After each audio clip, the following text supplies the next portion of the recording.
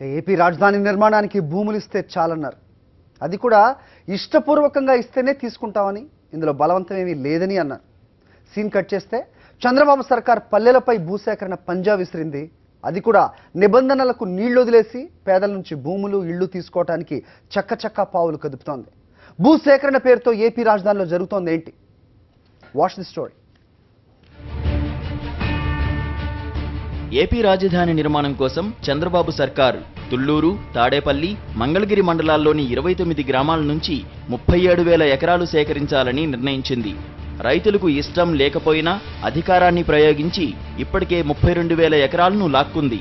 అయితే ప్రజలంతా తనను నమ్మే రాజధానికి భూములిచ్చారని చంద్రబాబు మన దేశంతో పాటు విదేశాల్లో కూడా టముకేసుకున్నారు. భూములు రైతులు స్వచ్ఛందంగా ఇస్తే తీసుకుంటామని, భూసేకరణ చట్టం అమలు చేయబోమంటూ చెప్పిన బాబు తీరా సమయానికి ప్లేటు ఫిరాయించారు.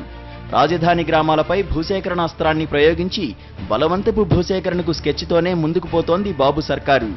ఇందులో భాగంగానే భూసేకరణ చట్టాన్ని ప్రయోగించే ముందు ఏ గ్రామాల్లోనైతే భూసేకరణ ద్వారా భూములు తీసుకుంటున్నారో ఆ గ్రామంలో సామాజిక అంచనా ప్రభావ సర్వేని నిర్వహించాలి.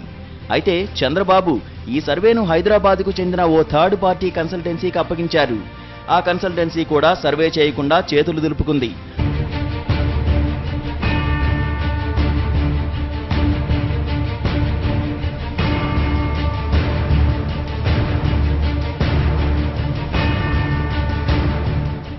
అసలైతే భూసేకరణ చేపడితే అక్కడి ప్రజలపై ఎలాంటి ప్రభావం పడుతుంది, అందుకు అక్కడి ప్రజలు సుముఖంగా ఉన్నారా లేదా అనే అంశాలను సర్వే ద్వారా తెలుసుకోవాలి. కానీ అలాంటి సర్వే రాజధాని గ్రామాల్లో నిర్వహించలేదు. కనీసం ఊళ్ళో అడుగు పెట్టకుండానే ప్రభుత్వానికి అనుకూలంగా వివరాలు రాసుకుని భూసేకరణ నోటిఫికేషన్ విడుదల చేశారని స్థానికులు మండిపడుతున్నారు. పచ్చటి పొలాల్ని తీసుకున్న ప్రభుత్వం ఇప్పుడు రోడ్ల నిర్మాణం పేరుతో వేలాది ఇళ్లను కూల్చేందుకు సిద్ధమైంది. ఇందుకోసం 12 గ్రామాల్లో మరోమారు భూసేకరణ నోటిఫికేషన్ జారీ చేసింది. మిగిలిన గ్రామాల్లో కూడా ఈ నెలాఖరులోగా నోటిఫికేషన్ విడుదల చేయనుంది.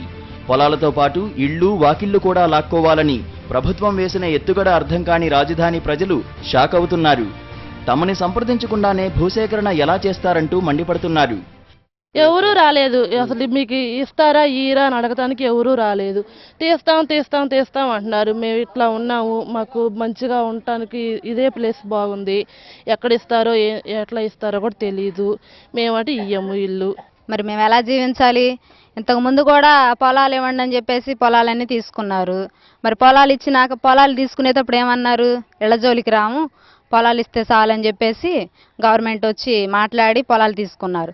పొలాలు తీసుకున్న తర్వాత మరి కొన్నాళ్ళుండి తర్వాత మళ్ళీ వచ్చి ఇళ్ళు తీసేయండి అంటే పొలాలు ఇచ్చి ఇళ్ళు ఇచ్చి ఇక్కడ ఉన్న ప్రజలు ఎక్కడ ఉండాలి?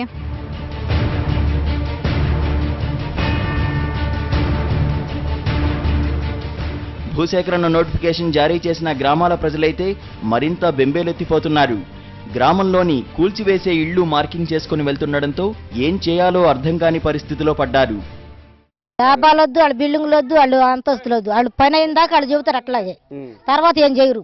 చంద్రబాబు నాయుడు గెలిచినాక అధ్యాత్మ చాలా చేసాడు. డోకరా వాళ్ళు ఎత్తేస్తాం, అది ఎత్తాం, ఇది ఇస్తాం, ఇల్లు కట్టేస్తామని ఒక్క పని కూడా చేయలే, ఒక్క నెరవేర్చలే. అందరు కోపంగా ఉంది దాని మీద. అది ఆయన దిగిపోతే అందరికి మంచిది. అసలు ఇప్పటికే నమ్మించి పొలాలు తీసుకున్న చంద్రబాబు ఇళ్లు కూడా లాక్కుని తమని రోడ్డు పాలు చేయడానికి కంకణం కట్టుకున్నాడని రాజధాని గ్రామస్తులు ఆగ్రహిస్తున్నారు. Ashok, senior correspondent, Amaravati.